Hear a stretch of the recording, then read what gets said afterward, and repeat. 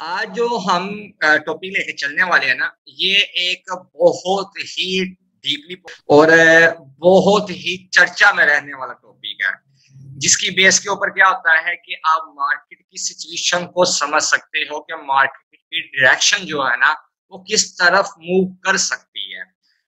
तो उसके लिए जो सबसे ज्यादा इस्तेमाल होने वाला टूल है ना, वो फिबोनाची टूल है। मार्केट की डायरेक्शन को देखने के लिए कि ये इसका ऊपर वाला जो ट्रेंड है वो मैक्सिमम कहाँ तक बन सकता है, कौन से स्पेसिफिक पॉइंट हमारे पास आ सकते हैं कि प्राइस यहाँ से रिट्रेसमेंट ले सकती है, यानी कि रिवर्स हो सकती है या ट्रेंड रिवर्स हो सकता है।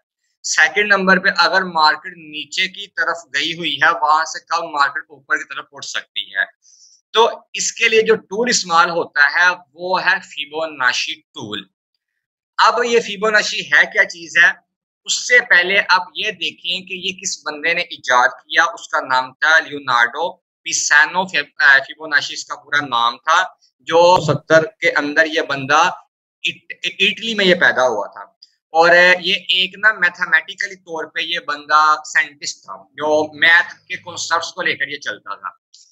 इसका ये कहना था कि भाई दुनिया के अंदर कोई भी जो चीज है ना नेचुरली, वो एक सीक्वेंस के साथ चल रही है। यानी कि इसने अपना फलसफा लोगों के सामने रखा कि ये इस तरह से होता है।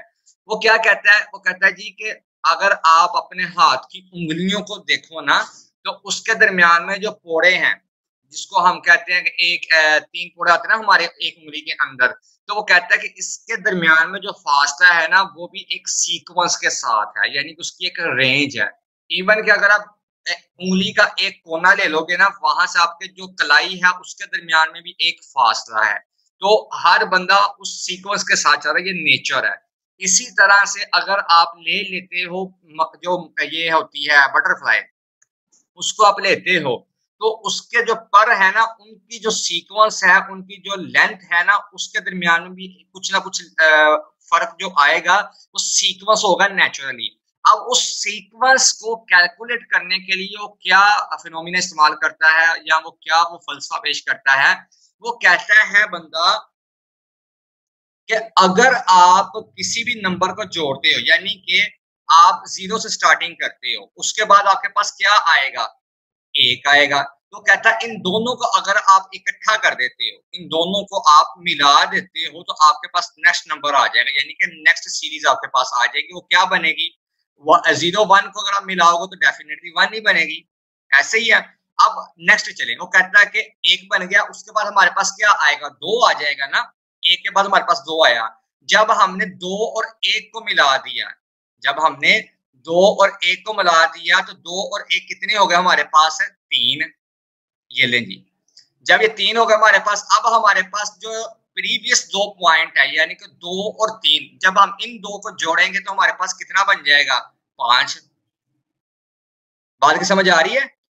इसके बाद जब हम 3 और 5 को जोड़ेंगे, यानी कि वो कहता है सीक्वेंस के साथ अगर आप चलते हो, 2 नंबरों को आप मिलाते हो, 0 से आप स्टार्ट करते हो, उसके बाद 1 आ जाएगा, 0 और 1 को मिलाओगे तो 1 बन जाएगा। अब उसके बाद जो नेक्स्ट नंबर आएगा हमारे पास, वो 2 ही आएगा ना। जब 2 और 1 को मिला दोगे तो हमारे पास 3 बन जाएगा। जब हमने आगे कंटिन्यू करना है, तो यहाँ पे आपको माइंड में कॉन्सेप्ट आ रहा होगा कि सर जी पहले 0 से स्टार्ट किया, तो उसके बाद 1 आता है सीरीज में, फिर 2 आता है सीरीज में, फिर 3 सीरीज में आता है। तो इसके मुताबिक अगर देखा जाए तो हमारे पास 4 नंबर आना चाहिए, यहाँ पे 4 क्यों नहीं है। तो उसका आंसर क्या है, वो कहता है the Fibonacci sequence is a type series where each number is the sum of the two that precede it. It start from 0 and 1 usually. वो कहता है भाई ऐसा जरूरी नहीं है कि आप नंबर्स को ही आगे कंटिन्यू करते जाओ कि 3 के बाद 4 आना, हम उसको लेकर आए। कहता है नहीं, हम उसका सम का जो फार्मूला ना उसको निकालते हैं, कि हम दो जो प्रीवियस पॉइंट होते हैं, प्रीवियस नंबर होते हैं, हम उसको मिलाते हैं। जब 0 को हमने स्टार्ट किया, उसके बाद 1 आएगा, वेल एंड गुड। जब दोनों को हम मिला देंगे तो हमारे पास 1 बन जाएगा। 0 की वैल्यू 0 है, 1 हमारे पास आ जाएगा। जब हम 1 और 1 को मिलाएंगे, अब सीरीज हमारे पास आ रही है ना आगे, कि हमने 2 पॉइंट्स को मिलाना है, 2 नंबरों को मिलाना है जो प्रीवियस उसके 2 होंगे। तो अब यहाँ पे प्रीवियस क्या आ रहा है, नेक्स्ट हमने 1 लगा दिया इस जगह के ऊपर, ये हमने 1 लगा दिया। तो जब हम इन 2 को जोड़ेंगे, इस एक को और इस एक को, तो हमारे पास 2 बन जाएगा ये। अब हमने क्या करना है, हमने इस 2 को और इस एक को जब मिलाया है, 2 और 1 हमारे पास जमा क्या हुआ, 3 हो गया। अब जब हमने 3 और 2 को मिलाया तो हमारे पास 5 हो गया। अब 5 और 3 को जब हमने मिलाया तो हमारे पास 8 हो गया। 8 और 5 को हमने मिलाया तो 13 हो गया। 13 और 8 को मिलाया तो हमारे पास 21 हो गया। इस तरह से सीक्वेंस चल रहा है। इसी तरह से अब आगे देखो, 21 और 13 को आप मिलाओगे तो 34 आ जाएगा। 34 और 21 को आप मिलाओगे तो 55 आ जाएगा। 55 और 34 को मिलाओगे तो 81 आएगा। 89 सॉरी 89 आएगा। उसके बाद 89 को और 55 को मिला दोगे तो 144 आ जाएगा, एंड सो ऑन। यानी कि आप इसको आगे कंटिन्यू कर सकते हो। The numbers in the Fibonacci sequence are also called Fibonacci number या Fibonacci series या Fibonacci sequence। ओके, अब इसके अंदर उसका एक और फिनोमिना है, वो इसका एक और फलसफा है। वो किस चीज के ऊपर है? वो कहता है जी, इन नंबर्स के अंदर ना एक गोल्डन रेशो होती है। अब वो गोल्डन रेशो क्या है? अगर आप अपने बाजू को घुमाते हो तो क्या आप उसको 360 की डिग्री पे घुमा सकते हो? डेफिनेटली नहीं घुमा सकते। उसका एक सीक्वेंस होगा, उसकी एक रेंज होगी जहां से वो बाउंस बैक करेगा। इसी तरह से अगर आप किसी और चीज को उठाते हो जो 360 की रोटेशन पे नहीं चल सकती, तो उसका एक ऐसा पॉइंट होगा जहां से वो चीज रिवर्स कर सकती है। तो कहता है इसी तरह से नंबर्स के अंदर भी गोल्डन रेशो होती है। तो उसका अल्टरनेटिव अगर आप निकालोगे ना, ऊपर का नीचे का हर तरफ का, तो वो एक ही नंबर निकल के आएगा। तो वहां से मार्केट रिवर्स, वहां से चीज जो है ना रिवर्स हो सकती है। मार्केट को फिलहाल अपने ज़हन में अपने नहीं लेकर आ रहा, आपने जस्ट इस चीज को समझने की कोशिश करनी है कि फिबोनाची सीरीज क्या है, ये फिबोनाची सीक्वेंस क्या है, ये फिबोनाची का जो फलसफा है, जो इसका फिनोमिना है, वो क्या चीज है। आप जस्ट फिलहाल इस चीज को समझिए। वो कहता है गोल्डन रेशियो किस तरह से है कि the essential part is that as the numbers get larger, the quotient between each successive pair of Fibonacci numbers approximates 1.618, यानी कि इसको 1.61 हम कर लेते हैं, 1.6 हम इसको अमूमन पढ़ते हैं। और इट्स इनवर्स, यानी कि किसी का अगर हम इनवर्स करते हैं, उसका उल्टा लेकर आ जाते हैं, तो वहीं से वो घूमेगा, तो वो क्या उसका नंबर आएगा, 61 आएगा। This proportion is known by many names. The golden ratio, the golden mean, zero, and the divine proportion among others. कि वो एक फलसफा क्या पेश कर रहा है जो ऑलरेडी आपसे मैं शेयर कर चुका हूं, कि अगर आप उन नंबर्स के सीक्वेंस को निकालते हो ना किसी भी तरह से कैलकुलेशन करके मैथमेटिकली तौर पे, तो घूम फिर के एक ही जगह पे आएगा। उसको कहते हैं जी ये है गोल्डन रेशियो। बाकी अगर आप किसी भी नंबर का वो सीक्वेंस निकालोगे ना, उसकी कैलकुलेशन करेंगे, जैसे 144 है या 89 है, तो उनका सेम ये नहीं आएगा, यानी कि 061 या 1.61 नहीं आएगा, बल्कि क्या आएगा, 61 के इसके ऑपोजिट आएगा। आप बोलो 1.44 की अगर मैं रेशो निकालूं सीक्वेंस के जरिए और इसका मैं अल्टरनेटिव कर दूं, उसके ऑपोजिट कर दूं, तो 0.44 नहीं आएगा, कुछ और आएगा। जबकि 0.61 की जो रेशो है, 0 के साथ भी वही आएगी और 1 के साथ भी वही आएगी, 2 के साथ भी वही आएगी। ये है, वो कहता है जी गोल्डन रेशियो है। अब यहाँ पे माइंड में ये चीज आती है कि यार उसने सीक्वेंस तो अपना शेयर कर दिया, उसने अपना फलसफा शेयर कर दिया, तो आखिर क्रिप्टो की मार्केट में या ट्रेडिंग की मार्केट में या इसके अलावा किसी और जगह के ऊपर इसका यूज केस क्यों हुआ? उसमें ये चीज होती है कि जब ट्रेडिंग स्टार्ट हुई ना इंटरनेट के तौर पे, फॉरेक्स के अंदर, तो ये बड़ा अरसा पहले से चलता आ रहा काम फॉरेक्स की दुनिया में। फॉरेक्स का डाटा ऑलमोस्ट 1980 से भी पहले का ऑनलाइन पड़ा हुआ है, जबकि क्रिप्टो की मार्केट का तो डाटा भी मुकम्मल तौर पे है ही नहीं। वो तो अभी रूज पे आई है, 10 साल पहले आई है, और तकरीबन 3 साल हुए हैं कोरोना के दिनों में कि जब इसने बूम पकड़ा है। तो उसका डाटा जो है ना उस हिसाब से नहीं है जिस तरह से फॉरेक्स का है। तो जो चीजें फॉरेक्स के अंदर इस्तेमाल होती है ना, वही चीजें आपकी क्रिप्टो के अंदर इस्तेमाल होती हैं। दोनों का एनालिसिस आपका एक जैसा ही होता है, अब एक जैसे ही टूल इस्तेमाल होते हैं। जस्ट फर्क इस चीज का होता है, स्टॉक का फर्क होता है कि अगर आपको कोका कोला का ब्रांड पसंद है, दूसरे बंदे को पेप्सी का ब्रांड पसंद है, तो लाजमी नहीं है कि हर बंदे को एक ही ब्रांड पसंद हो। इसी तरह से मार्केट के अंदर टूल भी एक जैसे इस्तेमाल नहीं होते, माइंड लोगों का एक जैसे इस्तेमाल नहीं होता, उनका सोचने की जो कुव्वत है ना वो एक जैसी नहीं होती। तो अलग अलग उनकी स्ट्रेटेजीज होती हैं, अलग अलग उनकी कैटेगरीज होती हैं, जिसकी बुनियाद पे आपके टूल इस्तेमाल होते हैं। इंडिकेटर का वजूद भी इसी वजह से आया, टूल्स का वजूद भी इसी वजह से आया, आप देख लें कि अगर आप पहले के ज़माने में जो फ़ोटोग्राफ़ी होती थी, वो हाथ के साथ होती थी, जिसको हम फ़न्ने ख़ताती बोलते हैं। और उसके अंदर तस्वीरें बनाना और आज के टाइम में टूल्स का इस्तेमाल करना, उस टाइम पे क्या करते थे लोग लिखने के लिए वो कलम को वो गा करते थे, ठीक करते थे, उसको किस तरह से वो मेहनत करके उसका सिक्का बनाते थे, फिर जाके उसके साथ वो लिखते थे। आज के दौर में कितनी आसानी है कि उसको वो शार्पनर के साथ इस्तेमाल करते हैं, चलो भाई वो जो है ना उसका सिक्का आगे से निकल आता है। तो ये इन चीज़ों को आसान बनाने के लिए ना जो ट्रेडर लोग थे, जो पहले वाले ट्रेडर थे जिनका माइंड इस तरफ गया, उन्होंने बोला क्यों ना हम फिबोनाची का जो टूल है, जो सीरीज़ है, उसका जो फ़लसफ़ा है, उसका हम यूज़ करें ट्रेडिंग की दुनिया में और यहाँ से हम उसका रिज़ल्ट निकालने की कोशिश करें। तो उसी की बुनियाद पे पहले फ़ॉरेक्स के अंदर फिबोनाची का टूल इस्तेमाल हुआ।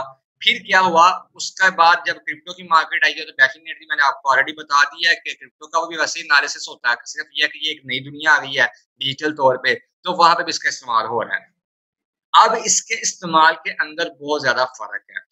बहुत सारे लोग ऐसे हैं कि जो इसका गलत इस्तेमाल करते हैं, उनको पता नहीं चलता कि हमने इसका इस्तेमाल कैसे करना है। आज आपको मैं राइट वे इसका बताऊँगा यूज़ करने का। कोई कॉइन है जिसका आपका माइंड में चले उसके ऊपर मैं लगा लेता हूँ, साथ में फिबोनाची का इस्तेमाल करके किस तरह से हम सिग्नल बनाते हैं, वो आपको पता चल जाएगा। मुझे मैसेज करके बता दें आप। CXZ ठीक है जी।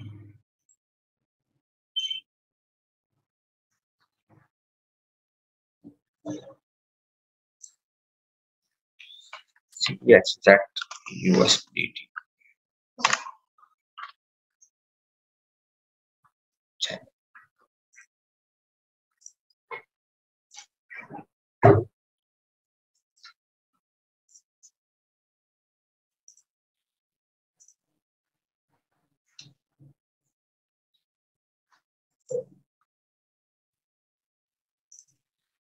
अच्छा ये लें जी, ये मेरे पास अभी बिल्कुल फ्रेश चार्ट है।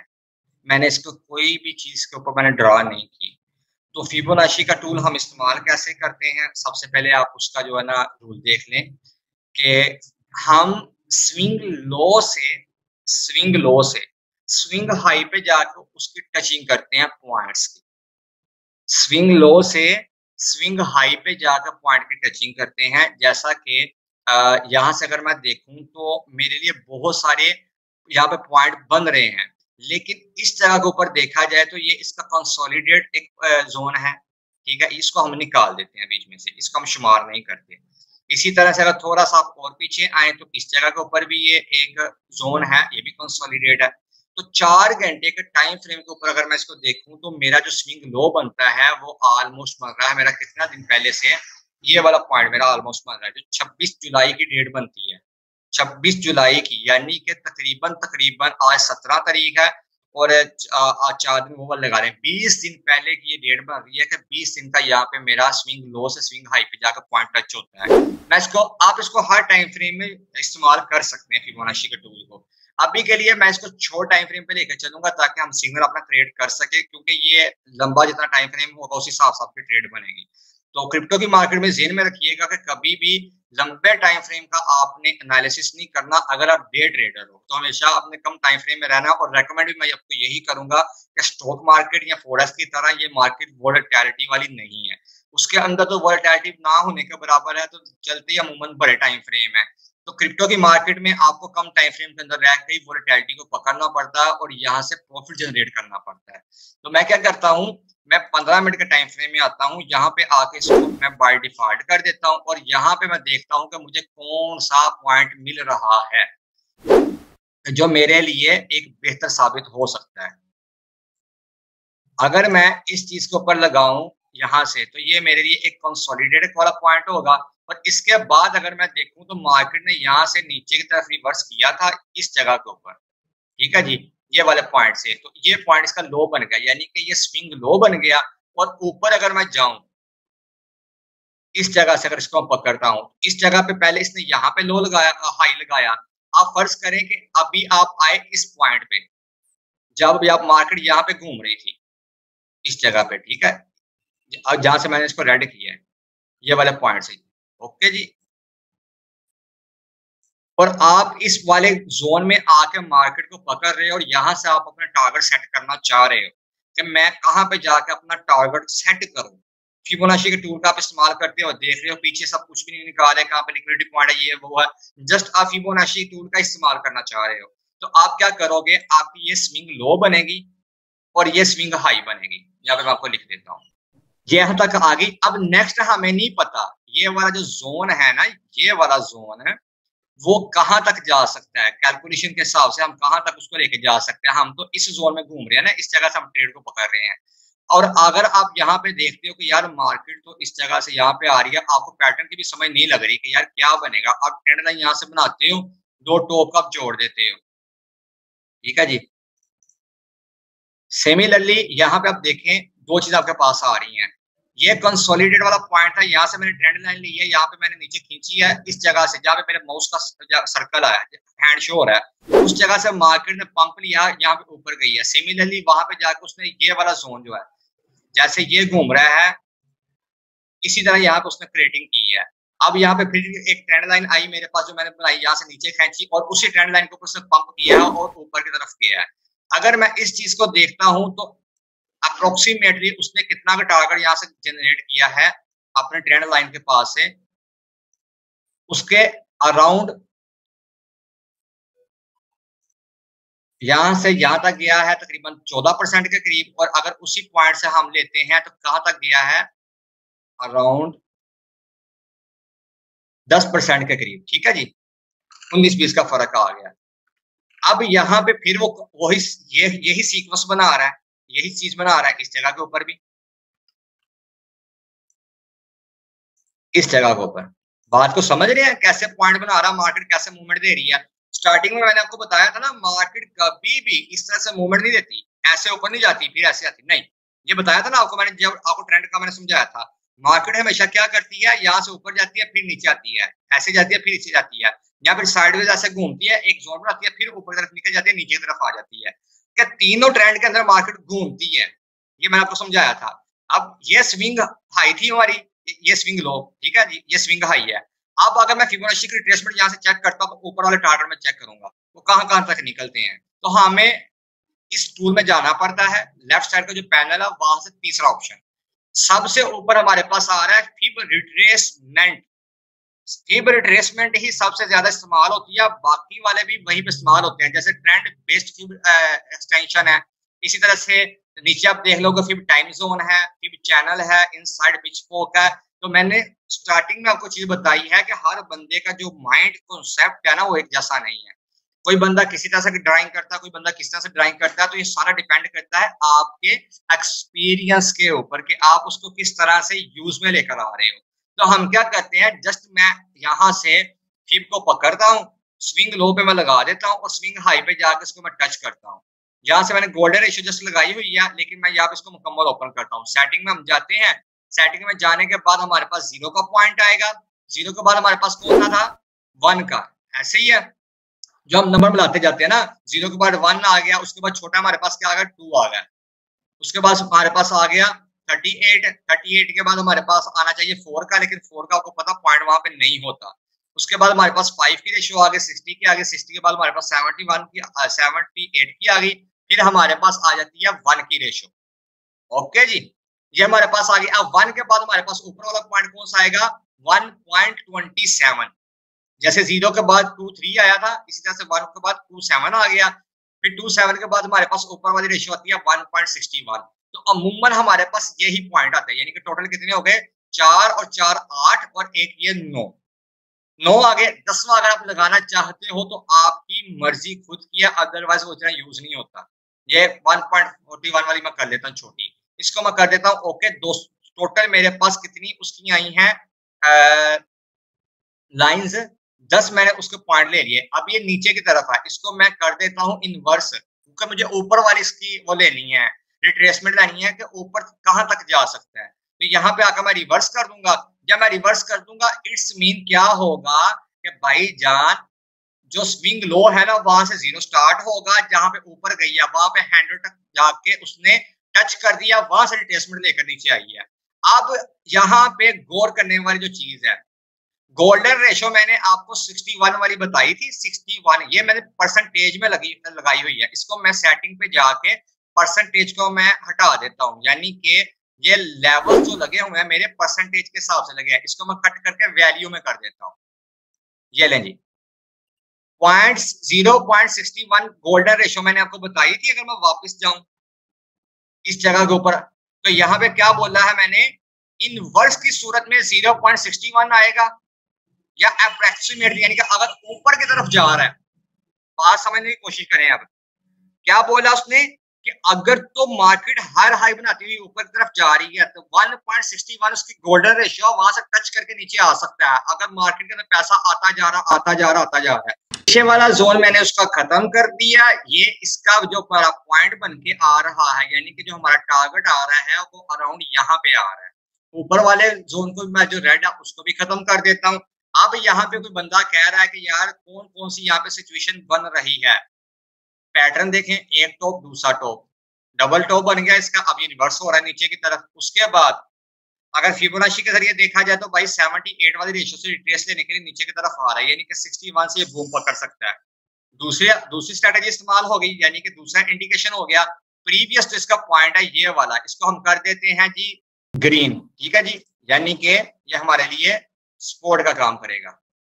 तो यहां से हम अपना प्रॉफिट बुक कर सकते हैं अगर हमने शॉर्ट की पोजीशन लगाई हुई है। ओके जी, इस वाले पॉइंट से 15 मिनट के टाइम फ्रेम की मैं बात कर रहा हूं, एक ये पॉइंट बन गया। अब लाजमी नहीं कि इसी जगह के ऊपर आकर टच करे, भाई थोड़ा सा ऊपर भी बन सकता है। अगर यहां से हम देखें तो इस जगह पे भी इसकी वो एक ये है, एक पॉइंट इसका ये है। तो हमारे लिए जो पॉइंट बन रहा है वो कौन सा बन रहा है, इस वाली जोन से दो टीपी बन रहे हैं। एक तो ये मैंने रेड लाइन आपको लगा दी है, दूसरी टीपी कौन सी बन रही है, ग्रीन के अंदर अंदर। तो अगर हम यहाँ से इस टूल को इस्तेमाल करते हैं शॉर्ट के लिए और मैं यहाँ से इसकी एंट्री लेता हूँ इस जगह से, ठीक है, इस जगह से मैं एंट्री लेता हूं, तो अपने टारगेट को मैं यहां पे सेट कर सकता हूं।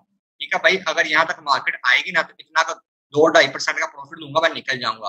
अगर स्टॉप लॉस लगाना है तो प्रीवियस जो उसका स्विंग हाई है कैंडल का, उसके ऊपर मैं लगा देता हूँ। यहाँ पे 1% का यहाँ पे मैं करूंगा, रिस्क लूंगा स्टॉप लॉस के लिए, और बाकी का 3 जो 1.5% है ना उसके लिए मैं प्रॉफिट जनरेट करूंगा, यानी कि 2% जब लगा ले तो यहाँ पे आपकी क्या रेशियो आ जाएगी, 1-2 की रेशियो आ जाएगी। 1% आप लॉस बर्दाश्त करोगे, 2% आप अपना प्रॉफिट बुक करोगे। तो यहाँ पे आपका सिग्नल किस कैटेगरी से वो हुआ बना है, फिबोनाची का इस्तेमाल करते हुए। अब इसी चीज को देख ले, आप पैटर्न को भी मैंने देख लिया, मजीद आइडेंटिफिकेशन होगी। अगर जाकर मैं अपने इंडिकेटर को देखता हूँ, मेरा इंडिकेटर मुझे क्या कहता है, मैकडी की जो लाइन है उसका क्रॉसओवर नीचे की तरफ आ रहा है, अभी तक वो नीचे ही है। जब तक ये दोनों चीजें नीचे नहीं जाएंगे रिवर्स नहीं होगा। तो यहाँ पे क्या हुआ कि इंडिकेटर आपको इंडिकेशन देते हैं, राइट वर्क करते हैं, लेकिन आपको कैसे उसको इस्तेमाल में लेकर आना है वो आप पे डिपेंड करता है। अब इसी जगह पे अगर हम देखें तो हमारे पास स्ट्रेटेजीज अलग हो जाती हैं। हो सकता है मैंने इस टूल का इस्तेमाल करते हुए जो सिग्नल क्रिएट किया है, बंदा किसी और पैटर्न के थ्रू ले रहा हो ट्रेड, जस्ट वो लिक्विडिटी पॉइंट यानी कि सपोर्ट रेजिस्टेंस को देखकर ले रहा हो, उसका वे कुछ और हो और तीसरे बंदे का कुछ और हो। तो चार्ट के अंदर हर बंदे का माइंड एक जैसा नहीं चलता, अलग अलग से चलता है हर बंदे का। उसका उसकी स्ट्रेटेजी क्या है, वो किस तरह से ले रहा, वो उस पर डिपेंड करता है। अब ये जो लाइनें हैं ऑरेंज वाली फिबोनाची की, अगर इसको मैं एक्सटेंड कर देता हूँ लेफ्ट साइड के ऊपर, ठीक है जी, एक्सटेंड लाइन लेफ्ट साइड वाली, और पीछे से जाकर अगर मैं चार्ट को चेक कर, ये जो लाइनें आपकी निकलती हैं ना, ये सिमिलरली आपकी वहीं पे जाती हैं कि सपोर्ट रेजिस्टेंस के तौर पे।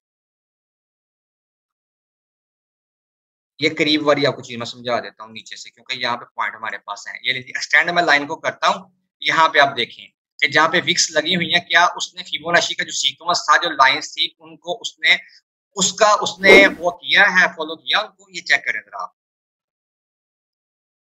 ये जो लाइन जा रही है ये वाली हमारी 32-3 पॉइंट वाली, यहाँ पे देखें, ठीक है, इस जगह पे देखें। इसी तरह से अगर आप ऊपर की तरफ आ जाओ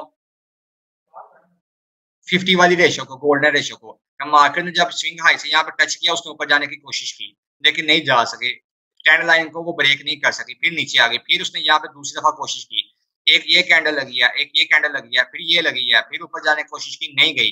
फिर वो थोड़ी सी और नीचे आ गई, उसने ट्रेंड लाइन को ब्रेक किया, ऊपर गई, फिर रीटेस्ट किया अच्छे तरीके के साथ, उसकी वो गोल्डन जोन आ गई, यहाँ से उसने पंप किया ऊपर तरफ चले गई।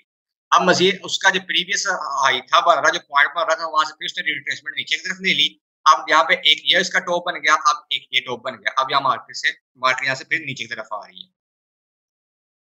यहां तक आपको समझ आ गई है, बिल्कुल क्लियर है फिबोनाची का हमने इस्तेमाल कैसे करना है, या कोई माइंड में सवाल है तो पूछ रहे हैं आप। सिग्नल हमारा बना हुआ है, होपफुली हमारी बात करते करते ये हिट हो जाएगा। मैसेज कर दें, और कोई क्वेश्चन है ना तो मैसेज कर दें, अगर किसी चीज की समझ नहीं लगी, सेटिंग की समझ नहीं लगी, पॉइंट्स की समझ नहीं लगी, या इसके अलावा कोई माइंड में क्वेश्चन आया।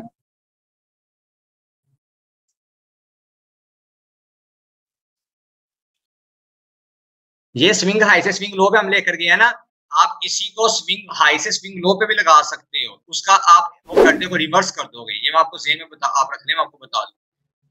अगर आपके माइंड में ये क्वेश्चन आ रहा है ना कि हम मार्केट को रिवर्स कैसे देख सकते हैं, सिमिलरली जैसे हमने नीचे से ऊपर की तरफ लेकर गया ना रिट्रेसमेंट, अब ऊपर से हम नीचे की तरफ लेकर आएंगे, ऊपर स्विंग हाई से स्विंग लो पे हम लगा देंगे। जैसे इसी जगह पे आप लगा रहे, मैं एक और फिबोनाची को ले लेता हूँ, ये इसका स्विंग हाई है ना, यहां से मैं उठाकर इसको यहाँ पे लगा देता हूँ, ये इसका लो लगा था, और इसको मैं कलर दे देता हूँ जी व्हाइट।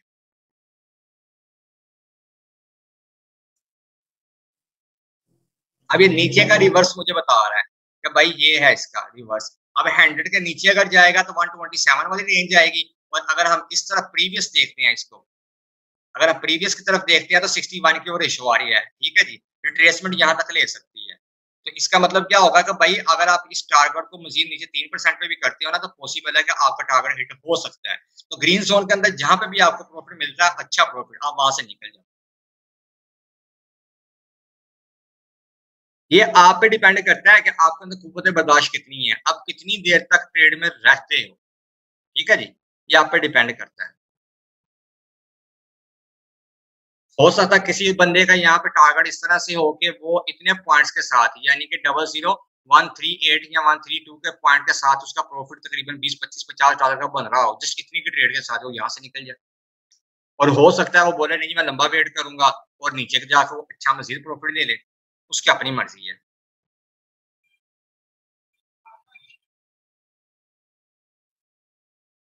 हाँ जी बिल्कुल शॉर्ट बन रही है, सिग्नल लगाया था, छोड़ के लगाया ना सिग्नल, छोड़ के लिए यहाँ पे आप वो दूसरा फार्मूला इस्तेमाल करें जो मैंने कल आपको बताया था कि आप लेवरेज ना ऐड करें, 1x के साथ आप छोड़ लगा दें। यानी कि आप स्पोर्ट ट्रेड कर रहे हो, पहले आप नीचे से उसको पकड़ रहे थे, अब चलते हुए कॉइन को पकड़ रहे हो, 1x की लेवरेज के साथ पकड़ लो। क्वेश्चन कर लें आप अगर आपके माइंड में है। बस यार ये देखो मजा आ गया ना, दिल भाई ने बोला है जो कल स्ट्रेटेजी मैंने शेयर की है 1x के साथ ही मैंने फिल्टर की है, यानी कि शोर लगाई है मैंने, और टीआरबी से मैंने 300% का प्रॉफिट बनाया। मजा तो है ना बात सुनने का। तो क्वांटिटी के हिसाब से कितना प्रॉफिट आपका फिर जनरेट हुआ दिल भाई $200 के साथ? वो क्वांटिटी आपके पास कम आई होगी ना, समथिंग आपके पास क्वांटिटी की आई होगी 2.3 के करीब शायद बनी होगी, 2.2 करीब बनती होगी उस प्राइस पे। जबरदस्त, देखो $30 का प्रॉफिट है $200 के साथ। और देखो वो लेवरेज तो ना ऐड की यार, ये कम है, जाते हुए कॉइन को आपने पकड़ा ना विदाउट लेवरेज, जो आप स्पोर्ट में काम करना चाह रहे थे अब आपने वो उसको उल्टा जाके कहां पे कर दिया, शॉर्ट की पोजीशन लगाकर विदाउट लेवरेज आपने कर दिया। तो माइंड गेम है ना आपकी, जो मैंने कल आपको चीज समझाई है कि यार फ्यूचर आपके माइंड गेम है, चाहे तो आप लालच कर लो, चाहे अपने सांप में मजबूती डाल के आप कर लो। 1x की हाँ ठीक है, 1x छोड़ मारी है 15 मिनट के अंदर, और जाते कॉइन को पकड़ लिया, $200 की ट्रेड ली है, $30 का प्रॉफिट ले लिया, तो ये बेहतर नहीं हुआ? बजाय ये कि आप लेवरेज ऐड करो और आप गैमलिंग करो। स्पोर्ट में नहीं पकड़ा गया आपसे, यानी कि आप उसको डिप पे नहीं पकड़ सके, तो फ्यूचर में जाकर 1x की लेवरेज करके छोड़ मार दो।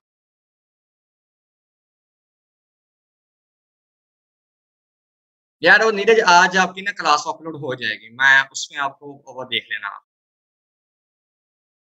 तो वो भाई लिक्विडेशन जीरो ही आएगा ना मेरी जान, जीरो ही आएगा। लिक्विडेशन कब आती है? जब आप लेवरेज ऐड करते हो। तो जब आप लेवरेज ऐड नहीं कर रहे तो लिक्विडेशन जीरो ही आएगी ना, चाहे आप जितना मर्जी मार्जिन इस्तेमाल कर लो, आप स्पोर्ट ही बना के उसको कर रहे हो। फर्क सिर्फ इस चीज का है कि स्पोर्ट के अंदर आप नीचे से बाय करते हो और ऊपर जाकर आप उसको सेल करते हो, जबकि फ्यूचर के अंदर आपके पास दोनों ऑप्शन होते हैं, जाते हुए को पकड़ते हो जो नीचे जा रहा होता है, और ऊपर जाते हुए पकड़ते हो। दोनों में क्या करो स्ट्रेटेजी इस्तेमाल जो आपने करनी है, आप जब देख रहे हो कि आपने मार्केट को लॉन्ग की तरफ लेकर जाना है, यानी कि आपने लॉन्ग पोजीशन लेनी है, तो आप स्पोर्ट में कन्वर्ट कर दो, अपने ट्रांसफर कर दो उसको बैलेंस को, और नीचे से उठाकर ऊपर लेकर चले जाओ। ओके, इसी तरह से अगर आप आते हो फ्यूचर के अंदर और आप देख रहे हो कि यार मार्केट नीचे जाती जा रही है, मैं कौन से पॉइंट पे लूं, यानी कि एकदम से मार्केट रिवर्स करके नीचे तरफ बीडीसी के अंदर से सरमाया नहीं कर रहा, तो भाई अपॉर्चुनिटी को ग्रैब करो। आप क्यों घबरा रहे हो? ट्रेडर बंदा कभी घबराता है? कभी नहीं घबराता। आप उसको छोड़ मार दो 1x की लेवरेज के साथ, बस सिंपल। आपकी लेवरेज जीरो ही, वो आपकी लिक्विडेशन जीरो ही आएगी। जहां तक आपका अच्छा प्रॉफिट बनता है वहां से प्रॉफिट को उठा लो, बुक कर लो, और आप वेट करो मार्केट रिवर्स होने लगी है, दोबारा से उसको ट्रांसफर कर दो स्पोर्ट के अंदर, और स्पोर्ट में जाकर पॉइंट को उठा लो, जिसको भी आपने उठाना, जिसका आपने एनालिसिस किया हुआ है। इस तरह से करके अगर आपका कभी लॉस हो जाएगा तो आप मुझे पकड़ लेना। तो लर्निंग जो है ना, ये पावर आपकी अर्निंग के लिए, ये लर्निंग के किंग की हैसियत रखता है। आपका माइंड जब चलता है ना, आपकी स्ट्रेटेजी जब चलती है, तो आप ऑटोमेटिकली वहां से ग्रो करते हो।